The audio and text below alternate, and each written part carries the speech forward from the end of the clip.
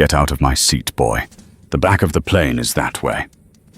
Those were the words Richard Sterling, a high-powered executive at Omnicorp, spat at the man, sitting peacefully in seat 1A. He thought his bespoke Italian suit and platinum medallion status gave him the power of a god.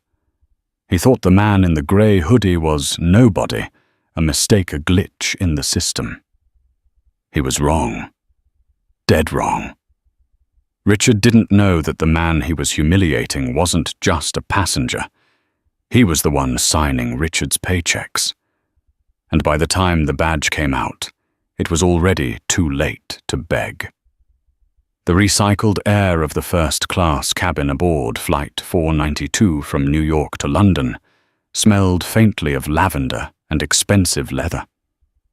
It was a sanctuary of slants before the chaos of takeoff, a place where the world's elite could sip champagne and pretend the rest of humanity didn't exist. David intellectually knew he deserved to be here. He had paid for the ticket well. Technically, he owned the airline, but he rarely flexed that muscle. Today, he just wanted to get to London for the board meeting without fanfare. He was dressed for comfort, not for a runway show. He wore a simple heather grey hoodie, dark joggers, that while expensive looked unassuming, and a pair of worn-in sneakers. He had his noise-cancelling headphones on, eyes closed, trying to mentally prepare for the merger talks that would define the next decade of his life. He didn't hear the commotion at first. He only felt the vibration of heavy footsteps thudding against the carpeted aisle, stopping abruptly right next to his shoulder. David opened one eye. Standing over him was a man who looked like he had been manufactured in a factory that specialized in arrogance. He was tall, wearing a navy pinstripe suit that screamed Savile Row, with a red power tie and a watch that cost more than most people's cars. His face was flushed, his jaw tight, and his eyes were fixed on David with a mixture of confusion and sheer disgust. This was Richard Sterling. He didn't know David, but David certainly knew him. Richard was the VP of acquisitions for a subsidiary company David's firm had just acquired. He was known for two things: making money and making enemies. "Excuse me," Richard said. It wasn't a polite request. It was a demand wrapped in razor wire. David slid his headphones down to his neck. "Can I help you? You're in my seat," Richard stated, gesturing vaguely at the empty overhead bin. "1A. That's my seat. Always has been. Always will be." David glanced at his digital boarding pass on his phone. "I don't think so. My pass says 1A. Maybe you're in 1B. Richard let out a short, incredulous laugh. He looked around the cabin, seeking allies. A few other passengers, an older woman with a poodle, a tech bro typing furiously on a tablet, glanced up, but quickly looked away. They knew conflict when they saw it, and they wanted no part of it. "Look, pal," Richard said, leaning in closer. His breath smelled of coffee and breath mints. "I don't know how you got in here. Maybe you used miles. Maybe it's some sort of employee lottery win. But let me explain how the real world works. I fly this route 3 times a month. I am a platinum medallion member. I generate millions of dollars for this airline. You—" He looked David up and down, sneering at the hoodie. "You look like you're lost on your way to the basketball court. Now be a good lad and move before I have to call someone." David felt a familiar heat rise in his chest. It wasn't anger, exactly. It was exhaustion. He had dealt with men like Richard his entire life, men who couldn't conceive of a world where a black man in a hoodie could be their equal, let alone their superior. "I'm not moving," David said calmly, putting his headphones back over his ears. Richard's face turned a shade of crimson that clashed with his tie. He slammed his hand down on David's armrest. "Did you hear me? I said move!" The impact echoed through the small cabin. Now everyone was watching, Is there a problem here, gentlemen?" The voice trembled slightly. It belonged to the flight attendant, a young woman named Sarah. Her name tag identified her as the purser, the head attendant for the flight, but she looked terrified. She held a manifest tablet against her chest like a shield. "Yes, Sarah, there is a massive problem," Richard barked, spinning on his heel to face her. "This individual is in my seat. I specifically requested 1A. My assistant confirmed it this morning." Sarah looked between the two men. She looked at Richard, the prototype of her usual first-class customer, wealthy, loud, demanding. Then she looked at David, silent, calm, dressed casually. The bias was unconscious, but it was there. She had been trained to keep the high rollers happy. "Sir," Sarah said, turning to David, "may I see your boarding pass, please?" David sighed. He unlocked his phone and held it up. Sarah scanned it with her eyes. It was valid. 1A. Full fare. "It appears he is in the correct seat, Mr. Sterling," Sarah said, her voice apologetic. "You're assigned to 2B today. It's an aisle seat, very spacious." 2B, Richard exploded. "I don't do second row, and I certainly don't sit behind—" He stopped himself, but the unspoken slur hung heavy in the air. "I want him moved. Now." "Sir, the flight is fully booked," Sarah stammered. "I can't just move a passenger who has a valid ticket." Richard stepped closer to Sarah, invading her personal space.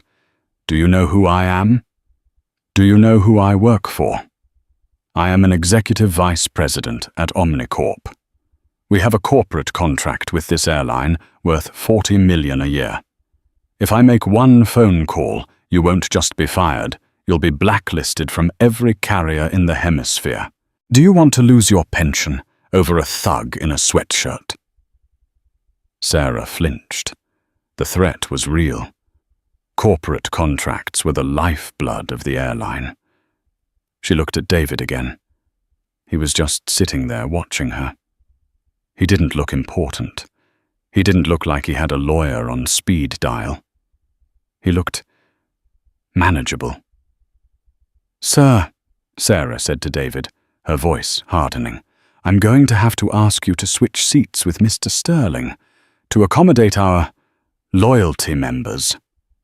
David looked at Sarah. He saw the fear in her eyes, the calculation she was making. He didn't blame her, not entirely. The system was designed to crush people like her if she didn't bow to people like Richard. "No," David said simply. "I paid for this seat. I'm staying." Richard laughed, a cruel barking sound. "He paid with what, stolen credit cards? Drug money?" "Sir, that is enough," David said, his voice dropping an octave. It was the voice he used in boardrooms to silence chaotic shareholders. It carried a weight of authority that surprised Richard for a split second. But Richard shook it off. "Don't you speak to me. You don't get to speak to me." He turned back to Sarah. "Get the captain, or get security, I don't care. But if this man is still in my seat in 5 minutes, I will personally ensure this plane doesn't take off, and you'll be serving coffee at a diner in New Jersey by next week." Sarah was shaking now. She pressed the intercom button. "Captain, we have a situation in the first-class cabin. Passenger dispute. I might need assistance." David watched as Richard straightened his tie, a smug grin spreading across his face. He thought he had won. He thought this was just another transaction, another moment where he could bully the world into submission. David slowly reached into his hoodie pocket. "Don't you reach for anything," Richard yelled, jumping back as if David had pulled a gun. "He's got a weapon, I saw it. He's reaching for a weapon." Panic erupted in the cabin. The tech bro dropped his tablet. The lady with the poodle screamed. David froze his hand half in his pocket. He wasn't reaching for a weapon. He was reaching for his phone to text his head of security. But Richard had just escalated this from a seating dispute to a federal incident. "Hands where I can see them," a voice boomed from the cockpit door. The first officer, a burly man named Peterson, stepped out, looking ready for a fight. "He's armed," Richard lied, pointing a shaking finger at David. "Get this animal off the plane." David slowly raised his empty hands. The cabin was deadly silent. "I have no weapon," David said, his voice calm but icy. "I was reaching for my phone." "Liar!" Richard screamed. The first officer looked at David, then at the frantic Richard. "Sir," the officer said to David, "grab your bags. You're getting off, now." "I haven't done anything," David said, "and if you remove me, you are making the biggest mistake of your career." "I'll take my chances," the first officer sneered. "Let's go, before I call the airport police and have you dragged out." David looked at Richard. The executive was beaming, practically vibrating with the thrill of his power trip. He gave David a little mock salute. "Bye-bye, boy. Enjoy the bus." David unbuckled his seatbelt. He stood up. He towered over Richard, standing 6'3" to Richard's 6 even. For a second, Richard looked intimidated, shrinking back. "Fine," David said. "I'll get off. But remember this moment, Richard. Remember the look on my face. Because it's the last time you're ever going to mile in first class." The walk from seat 1A to the aircraft door was less than 20 feet, but for David it felt like a move through a gauntlet of judgment. As he collected his leather duffel bag from the overhead bin, the whispers began. The first-class passengers, who had been aggressively ignoring the conflict moments ago, now felt safe enough to offer their commentary. "Unbelievable," the woman with the poodle muttered loud enough to be heard. "They let just anyone in here these days. No vetting process at all." "Probably used a stolen frequent flyer account," the tech bro whispered to his neighbor, shaking his head. "I saw a documentary on that. It's a huge scam." David didn't look at them. He kept his eyes fixed on the exit. His heart was hammering against his ribs, not from fear, but from a controlled, simmering rage. He had built this airline. He had sat in the meetings where they discussed the customer-first philosophy. He had approved the diversity training modules that Sarah and the first officer had clearly slept through. Richard Sterling was now settling into seat 1A. He made a show of dusting off the armrest, as if David's mere presence had contaminated the leather. "Sarah, darling," Richard called out, snapping his fingers. "I'll take a scotch, neat, and make it a double. I've had a stressful morning dealing with the riffraff." Sarah, still pale and trembling, nodded quickly. "Yes, Mr. Sterling. Right away." She wouldn't meet David's eyes as he passed her. She was ashamed deep down, but her fear of authority and of losing her job was stronger than her moral compass. The first officer. Peterson stood by the cockpit door, arms crossed over his chest, blocking the path back into the plane. He looked at David with disdain, his hand hovering near the phone on the wall that connected to the gate agents. "Gate agents are waiting," Peterson said gruffly. "Don't cause a scene in the terminal." David paused at the threshold of the aircraft. The cool air from the jet bridge hit his face. He turned back one last time. He looked at Richard, who was already reclining the seat. Eyes closed, the king of his tiny, sad castle. He looked at Sarah, who was fumbling with a bottle of Glenfiddich. He looked at Peterson. "I need your names," David said quietly. Peterson laughed. "You need to get moving, pal. That's what you need." "I need your names," David repeated louder this time. "And his name." He pointed at Richard. "My name is First Officer Peterson. the man said, mocking him. "And that is Mr. Richard Sterling, a valued customer. Not that it matters to you.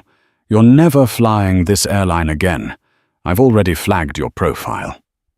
"Good," David said. "Make sure you spell it right."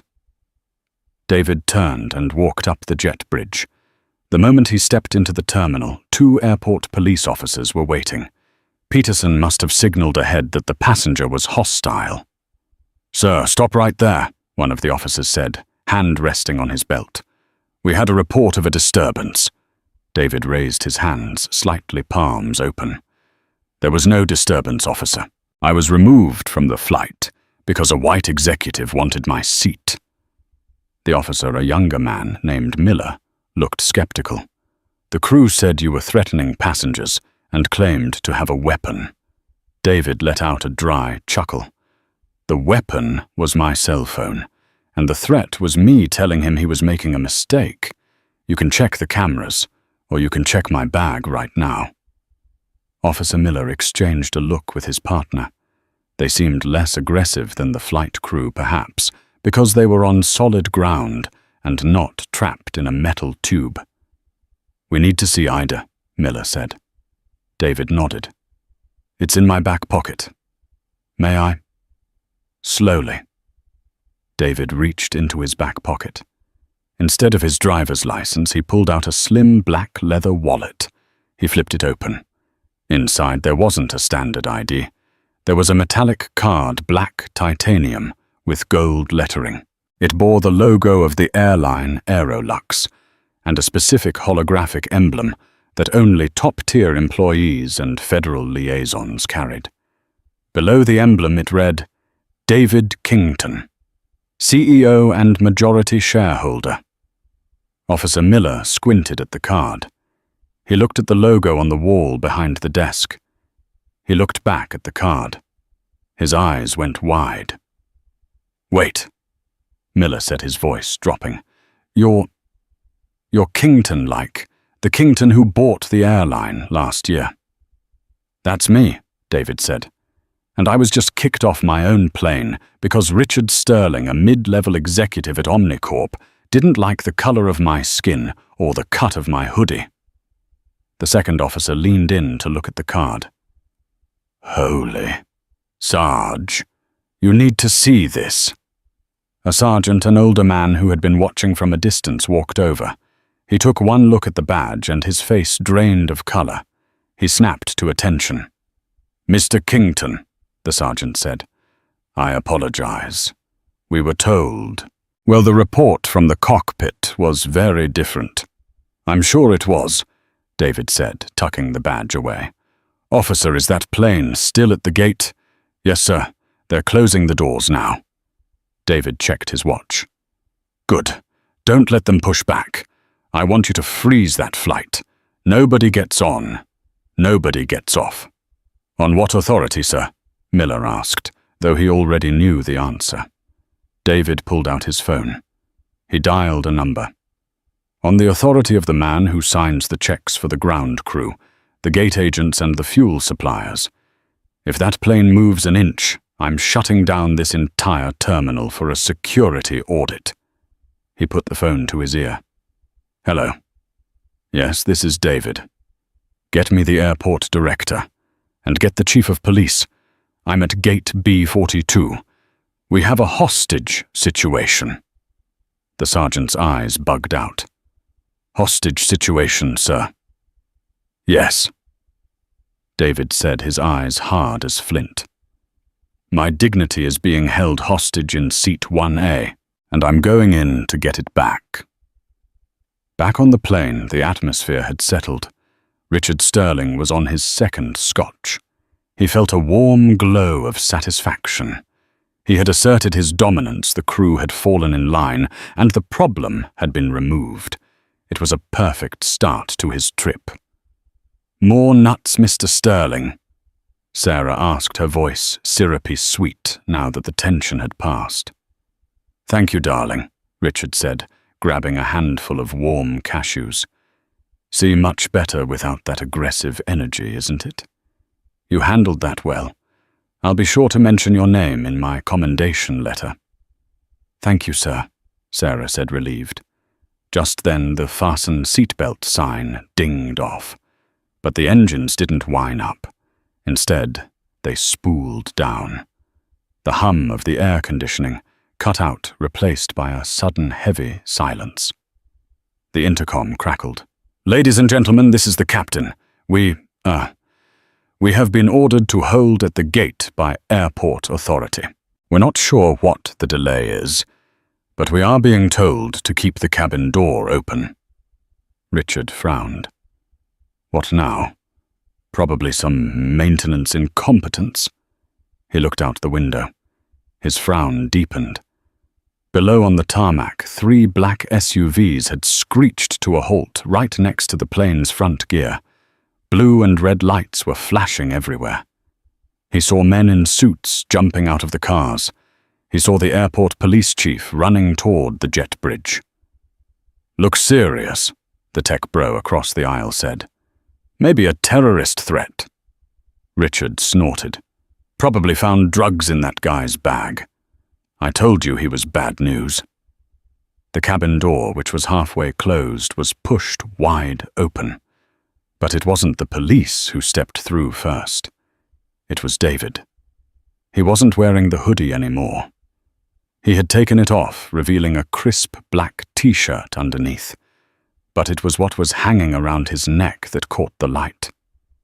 The CEO access lanyard, and flanked on either side of him, were not just airport cops, but the airport director himself, and 2 men in dark suits who looked like they ate nails for breakfast. The first officer, Peterson, stepped out of the cockpit, ready to yell again.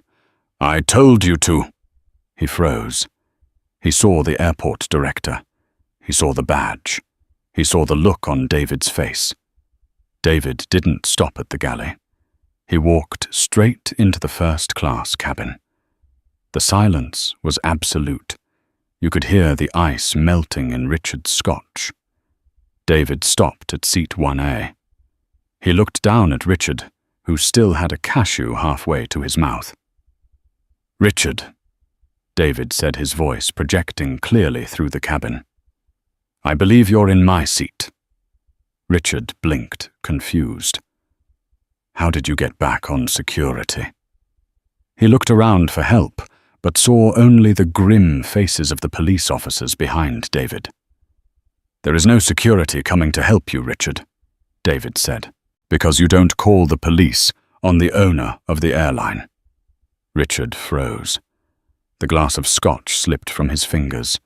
It hit the tray table, splashing amber liquid all over his expensive suit and the pinstripe trousers. "What?" Richard whispered. "The owner," David repeated, leaning in. "You kicked the owner of Aerolux off his own plane." The silence in the first-class cabin was so profound that the dripping of Richard Sterling's scotch onto the floor sounded like a ticking clock. Richard stared at David. His brain was misfiring, trying to reconcile the image of the thug in the hoodie with the words he had just heard. Owner.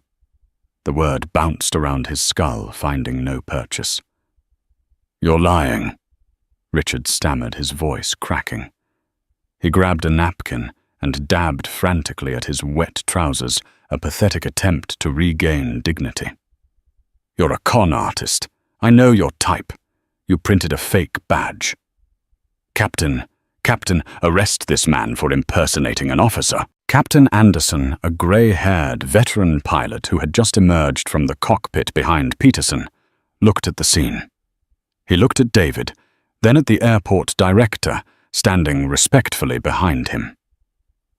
Captain Anderson had flown for Aerolux for 30 years. He knew the face of the man who had signed the acquisition papers 6 months ago. He had seen David Kington's picture in every company newsletter and on the cover of Forbes in the pilot's lounge. The captain's face went pale. He slowly removed his hat. "Mr. Kington," the captain said, his voice trembling with respect and fear. I wasn't informed you were on board." Richard's head snapped toward the captain. You believe him? He's a nobody. Shut up! The captain snapped at Richard, dropping the customer service facade entirely. He turned back to David. Sir, I remained in the cockpit during the altercation. I was told by First Officer Peterson that a passenger was unruly and threatening. If you had known, you would have treated me like a human being. David finished the sentence for him. Is that it, Captain? My humanity is conditional on my bank account. No, sir, David raised a hand, silencing him. He turned his attention back to Richard. You said something earlier. Richard. David said, his voice smooth but dangerous. You said you generate millions for this airline. You said you were a Platinum Medallion member. David pulled out his phone and tapped the screen. Suddenly, the large entertainment screen at the front of the cabin, usually displaying the flight map, flickered. It changed. It now displayed a live feed from David's phone, specifically the internal Aerolux passenger profile system. Richard's name and photo appeared on the screen for the whole cabin to see. Let's look at the data, shall we? David said, scrolling through the information on the big screen. Richard Sterling, Executive VP at Omnicorp. Yes, you fly often. Mostly business class, paid for by your company. But I see here. Ah, yes. 7 complaints filed against flight crews in the last 2 years. Verbal abuse, throwing food, harassment of female staff. The passengers gasped. The lady with the poodle looked at the screen, then at Richard with pure revulsion. That's private data, Richard shrieked, standing up. You can't show that. I own the data, David said coldly. And right now I'm doing a performance review. You threatened my employee, Sarah, with her job. You told her she'd be working at a diner. Well, Richard, let's see how secure your job is. David stepped closer, forcing Richard to sit back down in the puddle of scotch. You threatened to blacklist her, David continued. You used your company's contract as a weapon to bully a young woman and to racially profile a paying customer. You thought you were the predator here, but you're not. You're just a liability. Richard's bravado finally cracked. The reality of the situation crashed down on him. This wasn't just a rich guy. This was the boss of the system Richard relied on. Look, Richard said, his tone shifting to a wheedling, desperate whine. Mr. Kington, is it? Look, we got off on the wrong foot. It was a misunderstanding. Stress. You know how it is. High-pressure jobs. I didn't mean anything by it. I was just having a bad day. I can apologize. I'll apologize to you. I'll apologize to the girl. He looked around for Sarah. Sarah. I'm sorry. See, all good. Sarah stood in the galley, tears in her eyes, looking at David. She didn't say a word. A bad day, David repeated.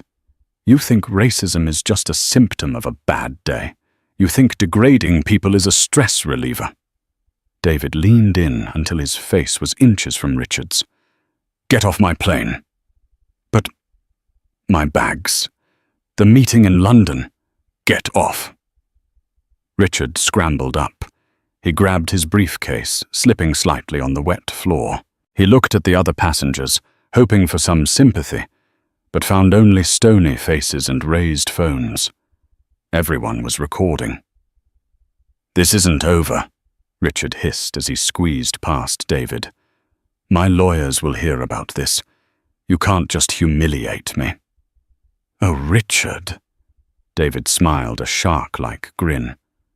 I haven't even started. As Richard stumbled toward the exit, escorted by 2 police officers, David turned to the cabin. Ladies and gentlemen, he announced, I apologize for the delay and the unpleasantness. As compensation, every passenger on this flight will receive a full refund and a voucher for a future round-trip ticket anywhere we fly. Drinks are on the house. Thank you for flying Aerolux." Cheering erupted in the cabin. The tension broke. The tech bro actually clapped. But David wasn't smiling. He turned his back on the applause and walked to the pool tools to the galley. The show for the passengers was over. Now came the reckoning for the crew. The galley of a Boeing 707 is a tight space designed for efficiency, not for inquisitions. But right now, it felt like a courtroom. Sarah was pressing herself against the beverage carts, trying to disappear. First Officer Peterson was standing by the cockpit door, his face a mask of red-hot defiance mixed with dawning terror. Captain Anderson stood between them, looking like a man watching his pension burn. David stood in the center, the airport director, Mr. Henderson, flanking him like a silent executioner. "Mr. Peterson," David said, his voice low, "explain to me the protocol for removing a passenger." Peterson cleared his throat. He was a big man, used to being the authority in the sky, but he looked small now. "Sir, if a passenger is deemed a threat to the safety of the flight—" "Was I a threat?" David interrupted. "You were non-compliant," Peterson argued, though his voice lacked conviction. "Mr. Sterling said you were armed. You reached into your pocket." "And did you verify that claim?" David asked. "Did you ask me? Did you look for a weapon, or did you see a black man in a hoodie and decide the white man in the suit must be telling the truth?" Peterson's jaw worked. "I made a judgment call in the heat of the moment. We have to prioritize safety." "Safety." David laughed, a harsh sound. "You prioritized bias. You allowed a bully to weaponize you. You didn't assess the threat. You became the threat. You threatened to have me dragged off. You sneered at me." David turned to Mr. Henderson, the airport director. "Pull the cockpit voice recorder data and the cabin security footage. I want it all." "Yes, Mr. Kington," Henderson said. "Peterson," David said, turning back to the pilot. "You are suspended immediately pending an investigation that I will personally oversee. But let's be honest. You're done. You don't have the temperament to command a vessel if you can be manipulated that easily by a suit and a tie." Peterson's eyes bulged. "You can't do that. I have a union. I have seniority. And I have the airline," David said calmly. "Get your flight bag. Get off the plane." Peterson looked at the captain for help. "Captain." Captain Anderson looked at the floor. "Go, Peterson. You messed up." Peterson slammed his fist against the bulkhead, ripped off his epaulets, and stormed out the door, cursing under his breath. David turned to Sarah. She flinched. Tears were streaming down her face. "Mr. Kington, I am so sorry. I was scared. He said he'd get me fired. I have a mortgage. My mom is sick. David's expression softened, but only slightly. "Sarah, I know how the world works. I know men like Richard Sterling hold power over people in service positions. I know the fear." "I should have stood up for you," she whispered. "I knew he was lying. I knew it." "Yes, you did," David said. "And that's the problem. Fear is understandable, but cowardice in the face of injustice. That's dangerous in this job. What if he had told you to lock me in the bathroom? What if he had told you to restrain me? At what point would you have said no?" Sarah sobbed quietly. "I'm not firing you, Sarah," David said. She looked up, hope flooding her eyes. "But you are not flying today," he continued. "You are going to undergo retraining, assertiveness training, bias training. You need to learn that your authority on this plane comes from me and from the regulations, not from the passenger in 1A. If you can't protect the dignity of your passengers, you can't protect their lives. Thank you, sir, she breathed. Thank you. I won't let you down again. Go home, David said gently. As Sarah left, wiping her eyes, Captain Anderson stepped forward. Sir, we have no crew. We can't fly.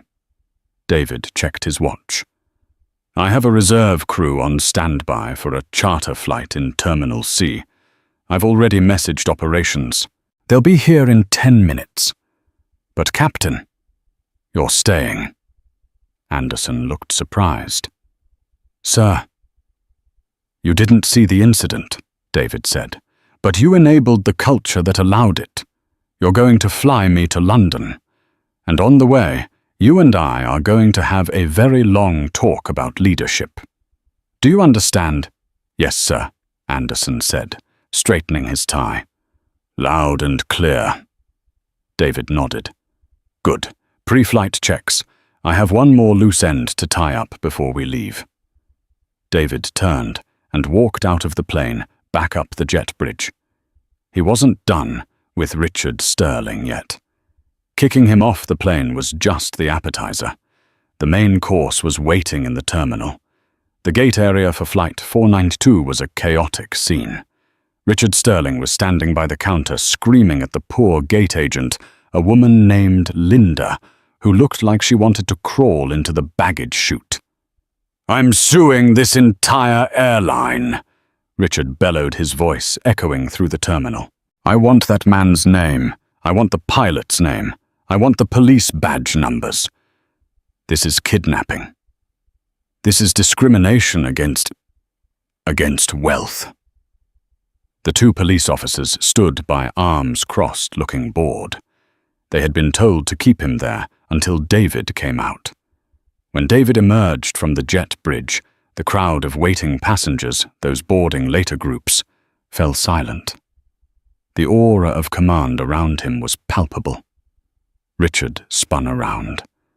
When he saw David, his eyes narrowed.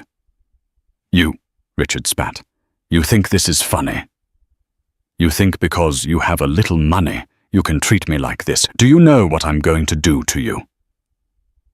David didn't stop walking until he was 3 feet from Richard. He pulled out his phone again.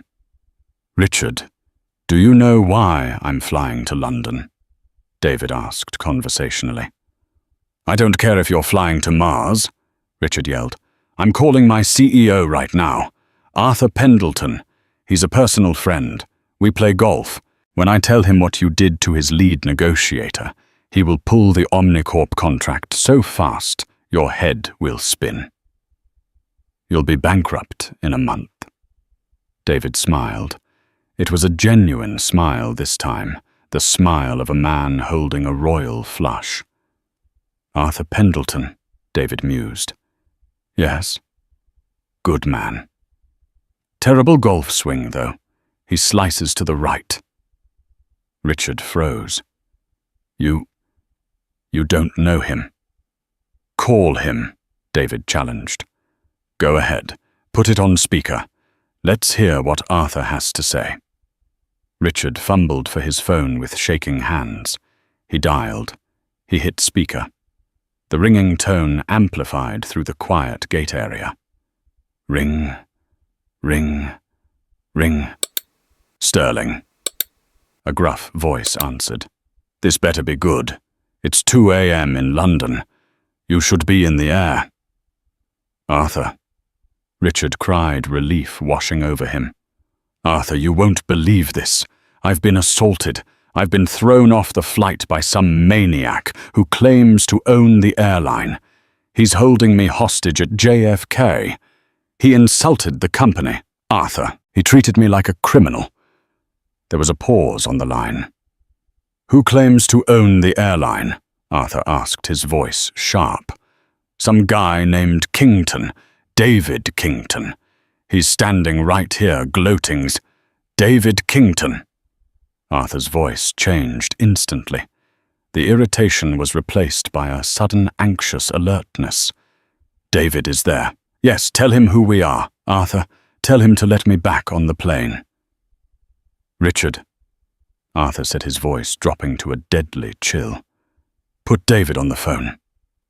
Richard blinked, confused. He thrust the phone toward David.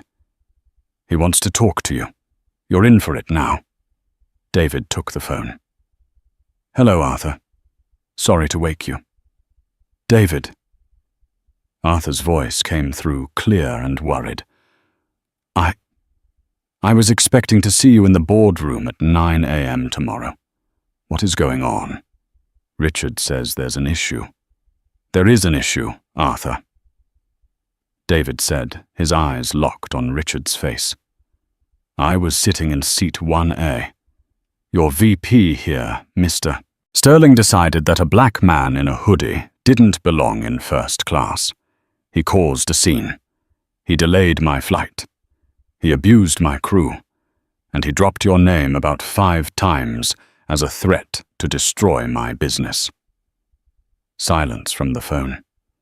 Richard's face began to lose its color, turning a sickly shade of gray. He did what?" Arthur whispered. "I'm looking at the Omnicorp merger documents right now, Arthur," David said, bluffing slightly, but he knew the deal by heart. "We were discussing the logistics contract, a $40 million deal. But frankly, Arthur, I don't do business with companies that employ racists in executive leadership. It reflects poorly on the brand. I'm thinking we might need to pause the merger. Maybe look at your competitors." "No," Arthur shouted. "No, David, please, do not do that. The board has already approved the prelims. This deal is vital." "Then fix this," David said coldly. "Because I'm looking at Richard right now, and he seems to think he speaks for you." "Richard!" Arthur roared through the speaker. Richard jumped. Yes, Arthur. You are a moron, Richard. You are a colossal, arrogant, incompetent moron. Arthur, Shut up. You kicked the CEO of the partner airline off the plane. Are you insane? I didn't know he was wearing a hoodie." Richard wailed, his defense crumbling into absurdity. "I don't care if he was wearing a clown suit," Arthur screamed. "That is David Kington. He is worth 3 times what our company is worth. Richard, listen to me very carefully. You are fired." The word hung in the air like a guillotine blade. Fired, Richard whispered. "Effective immediately," Arthur said. "Don't bother coming to London. Don't bother coming to the office. Your corporate card is cancelled as of this second. Your access is revoked. And if you cost me this merger, I will sue you for breach of fiduciary duty, and I will take every penny you have ever made. Do you understand me?" "Arthur, please, I have a family. I have. You should have thought of that before you decided to play God in first class," Arthur snapped. "David, are you there?" "I'm here." "Arthur," David said. "David, please accept my deepest apologies. Richard is no longer an employee of Omnicorp. I will personally fly to New York to handle the negotiations if I have to. Please do not let this idiot derail our partnership."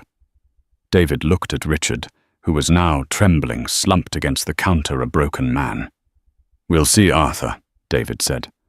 "I'll see you in London, but I expect a formal written apology from your company to my staff member Sarah, and a donation to the United Negro College Fund in Richard's name wouldn't hurt." "Done. Consider it done," Arthur promised. David hung up the phone. He handed it back to Richard. Richard held the phone like it was a dead rat. He looked up at David, his eyes hollow. The arrogance was gone, replaced by the crushing weight of reality. "You ruined my life," Richard whispered. "No, Richard," David said, leaning in close.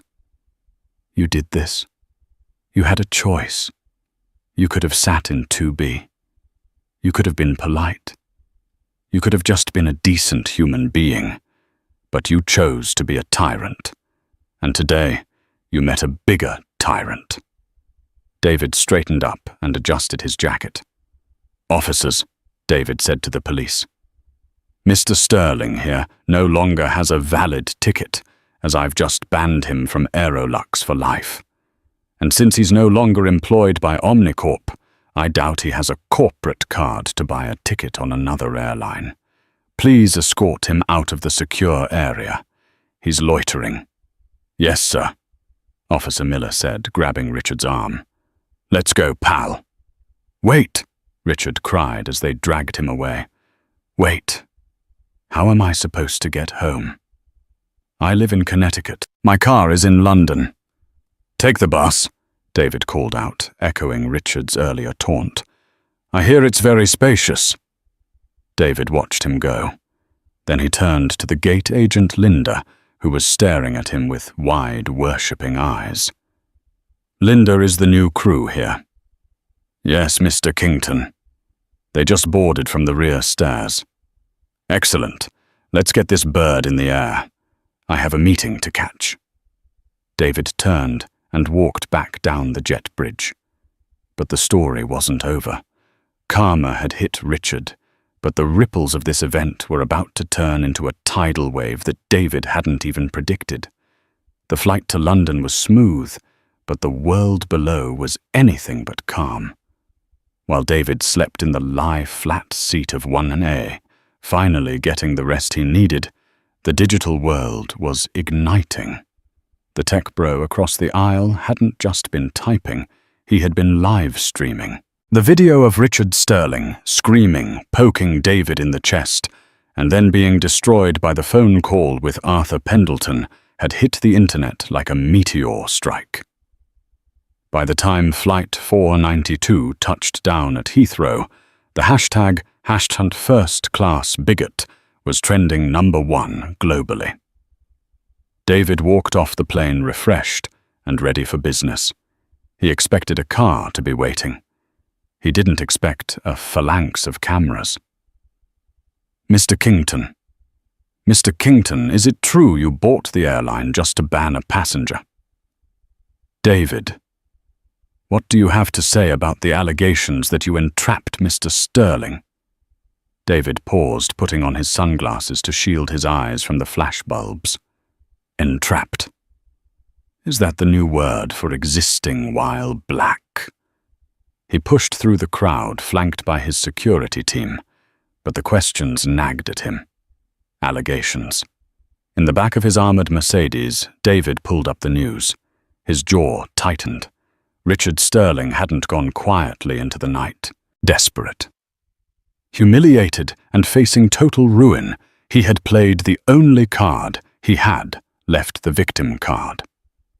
He had gone on a cable news network, one known for stirring controversy just hours after being escorted out of JFK. On the screen, Richard looked disheveled and sympathetic. "Let go! I didn't do anything!" He was crying fake tears. Sir, calm down. You're coming with us. "I was tired." "This is a mistake! Richard Get sobbed off on the me!" screen. "Keep moving." "I had been working 80-hour weeks. I got on the plane, and this man, he was aggressive. He was glaring at me. He baited me. He refused to show his ticket. And then he used his billions to bully a working man. He got me fired. He destroyed my career because of a misunderstanding about a seat assignment. It's reverse discrimination, plain and simple." The host of the show nodded sympathetically. "So you're saying this billionaire CEO targeted you?" "Yes," Richard wailed. "He's an elitist who hates the common man. I'm going to sue him for defamation, emotional distress, and wrongful termination." David watched the clip, his face unreadable. Beside him, his chief of communications, a sharp woman named Beatrice, looked ready to throw her phone out the window. "He's controlling the narrative with a certain demographic," Beatrice said fast. "He's spinning it as big tech billionaire crushes regular guy. He's left out the racial slurs. He's left out the threats to the flight attendant." David closed his eyes. He wants a war fine. He thinks he's fighting a PR battle. He forgets he's fighting a data company. "What do you want to do?" Beatrice asked. "Press release." "No," David said. "Release the tapes." "Which ones are all of them?" David said. "The cabin security footage from the wide-angle lens. But more importantly, I want the audio from the cockpit voice recorder that captured his conversation with the pilot, where he admitted to lying about the weapon, and get the airport security footage of him screaming at the gate agent. Unedited. Raw." "That's aggressive," Beatrice noted with a smile. "He called me a thug," David said softly. "I'm going to show the world who the real thug is." By the time David arrived at the Omnicorp headquarters in London for the merger meeting, the second wave of the storm had hit. David walked into the boardroom. The atmosphere was funeral quiet. Arthur Pendleton sat at the head of the table looking like he hadn't slept in a week. The other board members refused to make eye contact. "David," Arthur said, standing up. I saw the interview Richard gave. I want you to know Omnicorp does not support that version of events."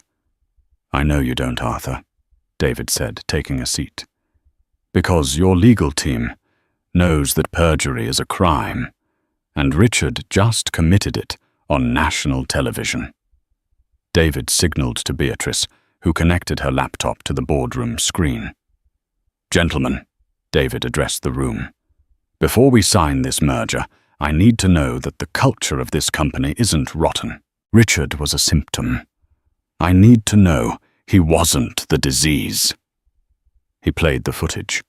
It wasn't the grainy cell phone video from the passenger. It was the crisp, high-definition security footage from the plane's ceiling cameras, synced with the crystal-clear audio from the cockpit door microphone. The room watched in silence as Richard's face twisted into a mask of hate. They heard every slur. They heard him threaten Sarah. They heard him tell the pilot, "Make up a reason. Say he has a gun. I don't care. Just get him off." Then the footage cut to the gate. They saw Richard throwing a stapler at Linda, the gate agent. They heard him scream, "I am Omnicorp. I am God in this airport." When the video ended, Arthur Pendleton sank into his chair, burying his face in his hands. The other board members looked sick. "He said he was Omnicorp," David said, his voice cutting through the silence. "Is he?" "No," Arthur whispered. "God, no."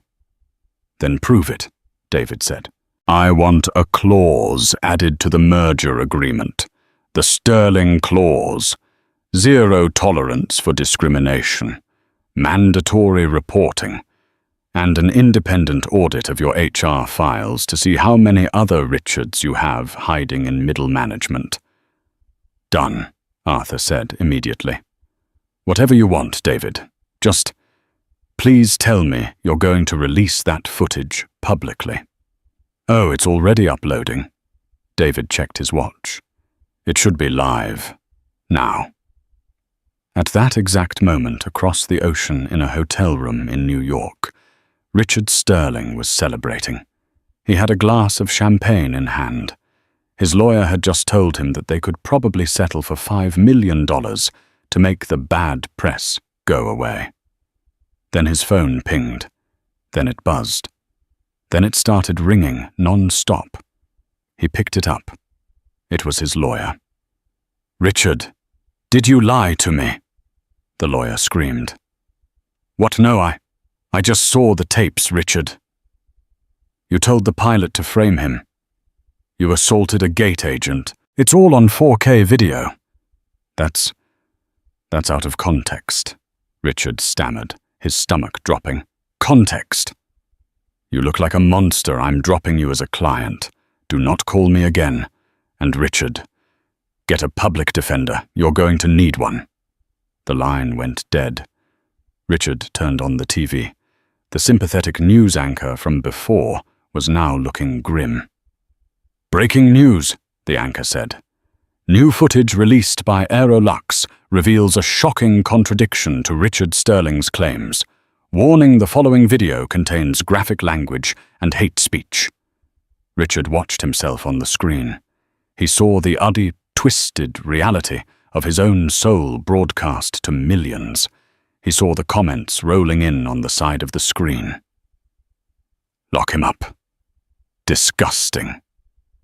Liar. The champagne glass slipped from his hand, shattering on the floor. But this time, there was no one to clean it up for him. 8 months later, a razor-edged February wind tore through the streets of Queens, rattling the frost-laced windows of a forgotten diner called the Rusty Spoon. Time had not been kind to the place. The linoleum curled at the corners like old paper, and the air carried the permanent perfume of burnt coffee and fryer grease soaked into the walls. It was the kind of diner that survived, not because it thrived, but because it refused to die. David Kington pushed through the heavy glass door, the bell overhead chiming sharply. He wasn't wearing a tailored suit or flanked by assistants, just a thick wool coat, a scarf pulled tight against the cold, and the same unremarkable grey hoodie underneath. He brushed snow from his boots and took in the room. It was 2:00 p.m., the quiet hour when the lunch crowd had vanished and dinner was still a distant thought. A pair of truckers sat in the back, hunched over mugs of coffee. Otherwise, the place was still. David, you made it. The voice came from behind the counter, bright and genuine. Sarah stepped out from the small office near the kitchen, her smile confident and easy. Gone was the anxious flight attendant from Flight 492. She wore a fitted blazer over a casual blouse and held a tablet like it belonged in her hands. I said I'd come check on you, David replied, shaking her hand. Director of Cabin Crew Training. How does it feel? Sarah laughed softly, shaking her head. Still feels unreal. But it's good. Really good. I'm teaching people how to handle conflict, how to recognize bias, how to protect themselves and their passengers. We're changing things. I wake up every day knowing it matters. That's the point, David said, as he slid into a booth by the window. You turned something ugly into something useful. I didn't do it alone, she said. Then her voice dropped. He's here. In the back. David nodded. I figured. Sarah hesitated, then called out, Rick, table 4 needs water and menus. The kitchen door swung open. A man stepped out slowly, carrying a plastic pitcher and a rag that had seen too many shifts. His uniform hung loose on him, his shoulders sloped inward as if he were trying to disappear. His hair was thin and grey now, no trace of the polished executive he once was. His eyes stayed fixed on the floor. Richard Sterling. The collapse had been complete. The lawsuit had stripped him of his fortune, but the video had stripped him of something worse, his name. Employers wanted nothing to do with him. His wife had taken the children and left the city entirely. The penthouse, the car, the clubs gone. Now he lived above a laundromat and worked double shifts to keep the heat on. Richard reached the table, poured water into the glasses, and recited the specials in a flat, exhausted monotone. Then he looked up. The pitcher slipped from his hand. It struck the table with a dull crack, ice water splashing across the surface and soaking the sleeve of David's coat. I'm sorry, Richard stammered, scrambling for the rag. His face drained of color as recognition hit him fully. Please, don't say anything. I need this job. Please. David watched him quietly. The irony pressed down like weight on his chest. Once Richard had promised Sarah she'd end up waiting tables. Now he was the one begging to keep the privilege. It's just water, David said calmly. Richard froze. Hearing his name from David's mouth made his hands shake. "Are you here to humiliate me?" he whispered. "Everyone already knows. I lost everything. You won." "I didn't win," David replied, "and I didn't destroy you. You did that yourself. I just didn't stop the truth from being seen." Richard stared at his hands, raw, cracked, unfamiliar. "I thought I was untouchable." "No one is," David said. "And no one is invisible. You didn't see me then. Do you see me now?" Richard nodded, tears spilling freely. "Yes." David reached into his coat. Richard flinched instinctively, bracing for another blow. Instead, David placed a crisp $100 bill on the table. "For you," he said. Richard stared at it. The money felt heavy with meaning. "Why?" "Because I don't believe in cruelty," David answered, standing. "Only consequences." He turned toward the door, then paused. "Treat every person who walks in here like they matter, because someday one of them will." The bell chimed as David stepped back into the cold. There was no triumph in his chest, only closure. Inside, Richard stood motionless for a moment. Then he folded the bill carefully and slipped it into his apron pocket. He wiped his face, straightened his shoulders, and picked up the pitcher. "Rick, table 6. Someone called. "Coming," he replied, and for the first time in a long while, his voice didn't shake. What an incredible journey of karma and justice. David proved that true power doesn't come from a suit, a title, or a first-class ticket. It comes from character. Richard Sterling thought he could bully his way through life, judging others by their appearance, but he learned the hard way that the thug in the hoodie was the one signing his checks. It's a powerful reminder that we should never judge a book by its cover, and that how you treat the lowest person in the room says everything about you. What would you have done if you were David? Would you have forgiven Richard, or would you have made sure he suffered even more? Let me know your thoughts in the comments below. If you enjoyed this story of hard-hitting karma, please smash that like button. Share this video with a friend who needs to see justice served, and subscribe to the channel with notifications on so you never miss a new story.